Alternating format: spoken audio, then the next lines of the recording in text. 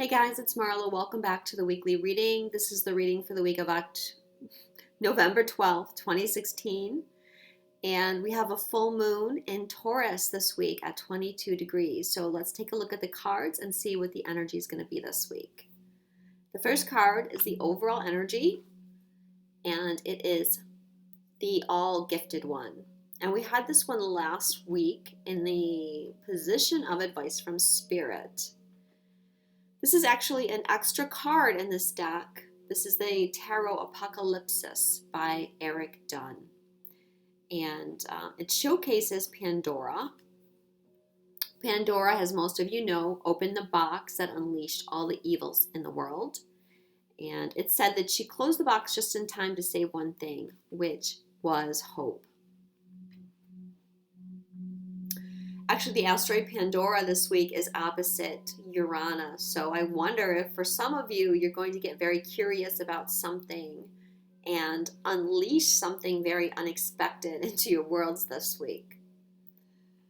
But really the overall message that I'm feeling with this is that this is a time where Spirit wants us to embrace both the dark and the light, the shadow and the light.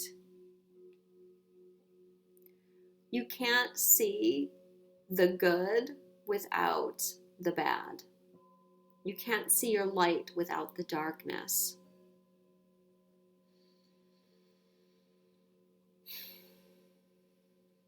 Now your shadow side, which is represented by Scorpio, actually, where the sun is transiting, is all your fears and negative beliefs and thoughts that you kind of hold in your subconscious. They're not things that you want to see about yourself.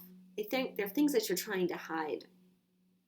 You want to hide it from yourself, and you want to hide it from others because you feel that others won't accept those parts of you.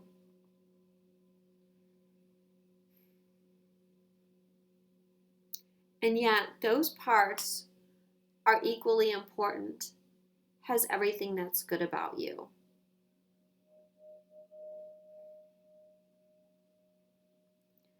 And has someone that's awakening or has a light worker here, you have to work through your shadow side.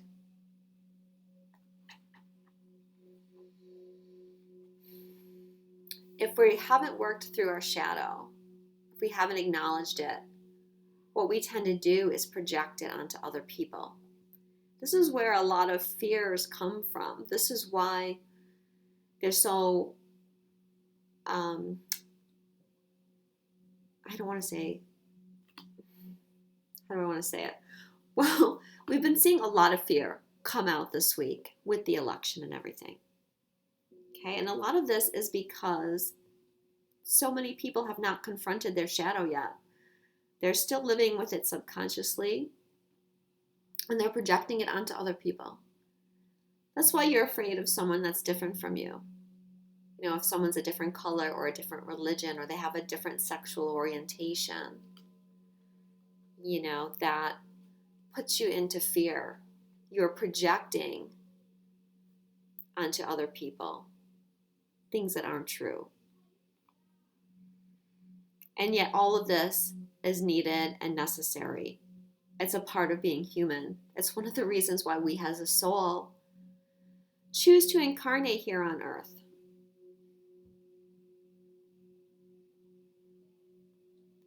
And so you can't see things as good or bad, black or white. Now there's a lot of gray.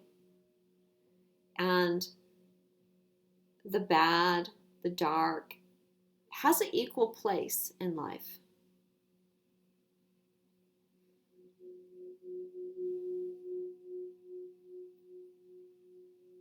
I feel like this has to do with the Jupiter-Pluto square that we have going on right now too, because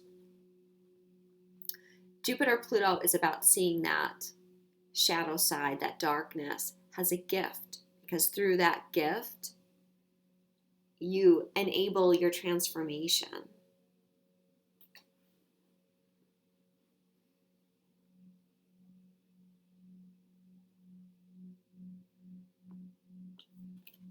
Also with this card, I feel like this is about you finding your gifts. I talked about this last week as well, but the full moon is in Taurus, and Taurus rules the second house, which rules things that you have. Taurus is I can't think of the word. Taurus represents I have. So it represents material goods, but it also represents the gifts and skills that you have as a human being and what you're here to share with the world. So again, we're working with that energy this week.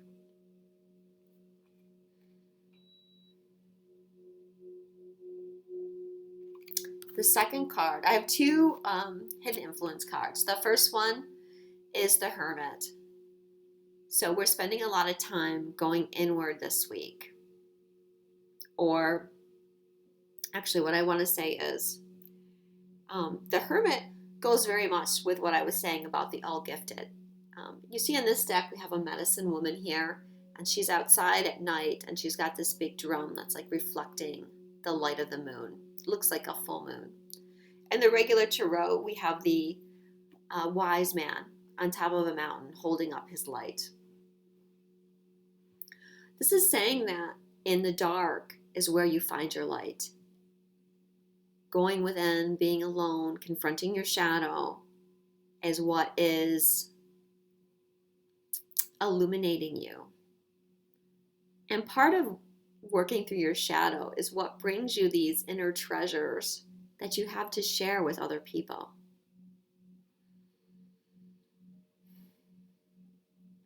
The Hermit card also has to do with awakening or becoming enlightened. Many people are awakening right now. And as I mentioned, the Hermit is shining his light to help others, attracting others, being a beacon to others, to help those that are awakening understand what they're going through. I feel like this is also a sign to kind of spend some time alone this week. This is a week where we want to avoid the drama. And the best way to do that is to not interact with other people right now.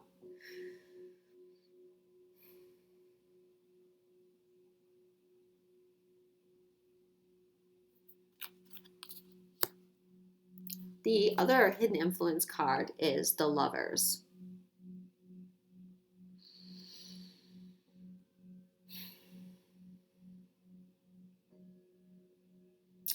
Okay, there's a few things about this card. First of all, balancing the masculine and feminine energies within you. It's going to help you with your gifts. Okay, it's going to help you tap into your creativity, and it's going to help you share your gifts with the world.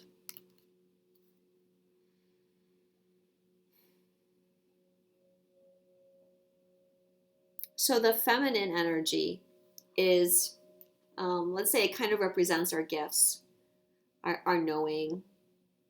But we need the masculine energy too. Without a strong masculine energy, we're too afraid to open up and share our gifts with other people. We're not strong enough. Perhaps we let others dominate us. But when we're balanced in the masculine and feminine, we're able to stand strong. We don't worry so much about what other people are going to say about us or feel about us.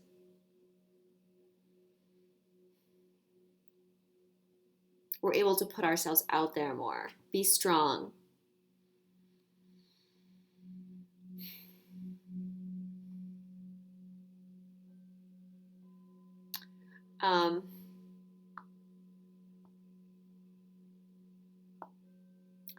Having a passion for something. This card represents love, but it doesn't have to be love for another person. It could be love for some activity. And this has to do, again, with your gift. So what you're here to share with the world is always going to be something that you're passionate about. It's never going to be something that you don't like.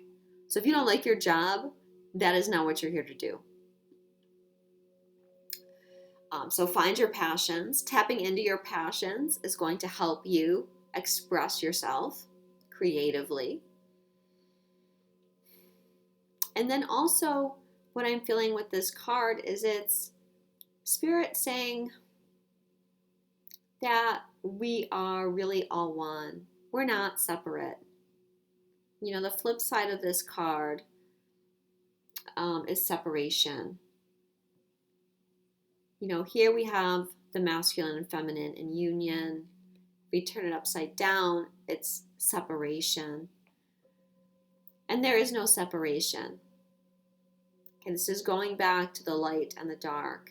There is no separation. We are all one. We are all united. And we can see that their energies are, you know, they're reaching out for each other. And that's what we want to do right now. We don't want to cause bigger rifts or bigger divides. We want to reach out to our fellow human beings on this journey. We're all one. If you're a Democrat or you're a Republican or, you know, you're masculine, you're feminine, you know, you're Christian or you're Muslim, none of these things matter in the bigger picture. In the bigger picture, we're all one.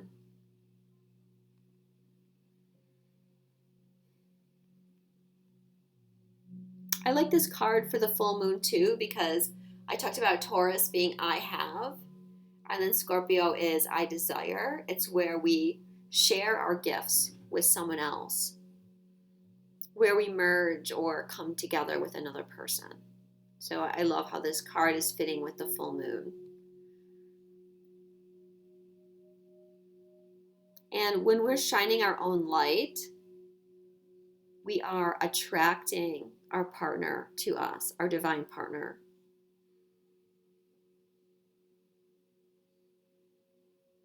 And when we confront our shadow, we open ourselves up to a divine partnership relationship. As long as you're not willing to witness your shadow, you can't enter into a divine partnership relationship. You're in a codependent relationship and you're projecting things onto the other person. But if you clear those, then you open yourself up to a partnership that's equal and supportive, and where you see the divine nature of each other. The advice from Spirit card is the Devil. So this goes perfectly with the other cards as well, talking about the shadow. The Devil is your shadow. And Scorpio, not sure if I mentioned, Scorpio is your shadow side, which is where the sun is transiting. So when we have not faced our shadow, we're living under the control of others. We feel chained. We feel trapped.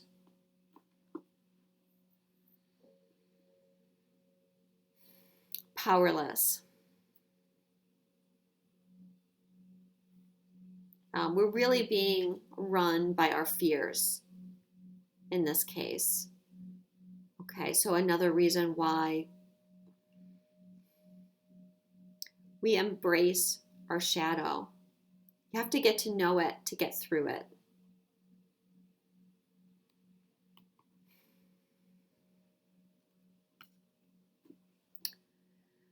I want to talk a minute about beliefs too and karma, because this card, the Devil, can represent karmic bonds with other people, and this week is so big for karma. Of course, the sun's in Scorpio. Like I mentioned, Scorpio does have to do with karma. Then we also have the South Node and Neptune coming into a conjunction. And on the other side, we have the asteroid Karma conjuncting the North Node. We have the Sun and the Moon aspecting Chiron. And we have Mercury squaring the nodes and squaring Neptune from Sagittarius.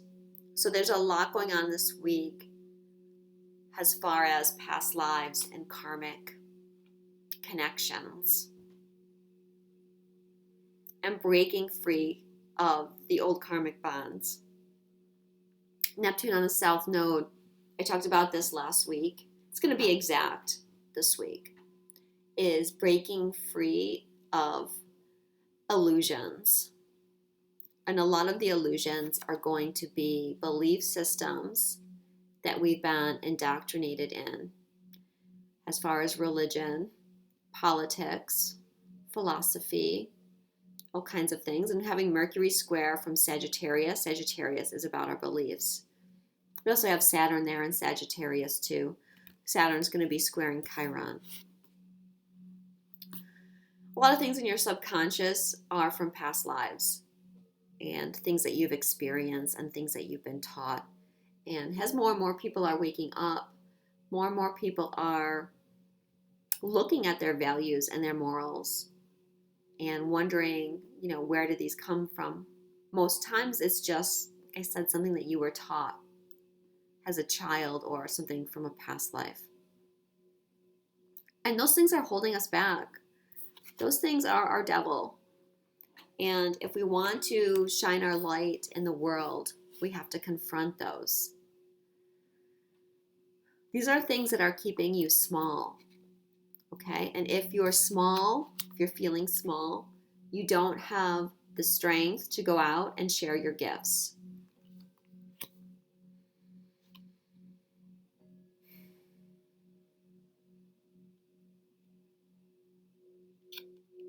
Now, karma on the North Node, I feel is good karma.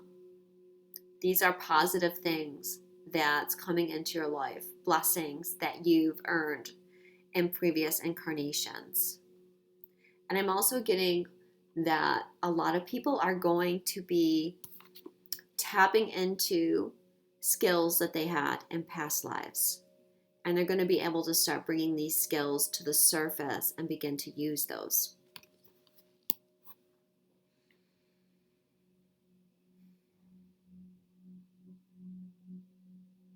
So the South Node, we're going to release.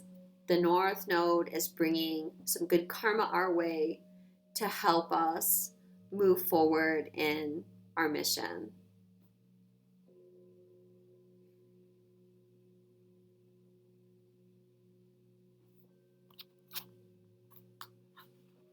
The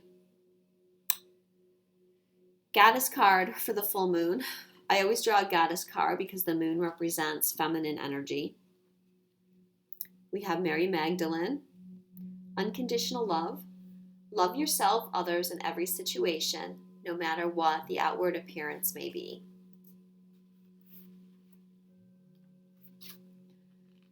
I'm not what most people think, yet to defend myself would be to sink to a lower level than I feel comfortable with.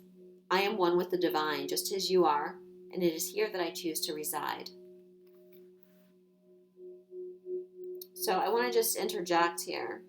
Okay, she says, I am one with the divine, as you are too. We all are, no matter what our differences is, no matter what we feel is separating us. We're all one with the divine. She also talks about defending herself. And I want to just say that, there's really no point arguing with people, especially over things like politics and religion and this sort of thing. Chances are you're not going to change anybody's mind. All you're going to do is lower your own vibration. If someone is not on the same vibration as you, okay, they can't understand you. They can't see your point of view, and vice versa. So it's futile to try. That's why I'm feeling like the hermit is, spend some time alone. The lower levels of human bickering, judgment, and chaos are just that, lower levels I choose to do my work from the level of higher consciousness, and love reigns supreme. It's here where the most good can be done, and I urge you to do the same. Where you dwell in consciousness is where you truly dwell. So focus your thoughts on the good things that you can find in people and rise above all appearances otherwise. The best thing that you can do to help the current situation is just send unconditional love. Don't even bother trying to change people's mind or trying to enlighten them, because it's not going to work. It's just cause more frustration for you. Or if you just go within, send unconditional love, try and see the goodness and the light in every single person, that's going to send much more positive healing energy to everyone. Don't worry about what others think or say. Heal this situation with love. Send love to those who hurt or misjudge you. Forgive yourself for what you think you've done or not done. Release old unforgiveness towards others to help yourself heal and move on. So, just a big week to do your best to stay in unconditional love. I'm also getting this week that it's important to have some kind of spiritual practice in place, whether it be meditating or taking a walk, praying. It doesn't really matter what it is, as long as you have something where you can go inward, spend time with yourself. It's so important these days in order to stay balanced. And I feel like part of the message that they want me to say to you is that part of your daily practice is that you should be grounding and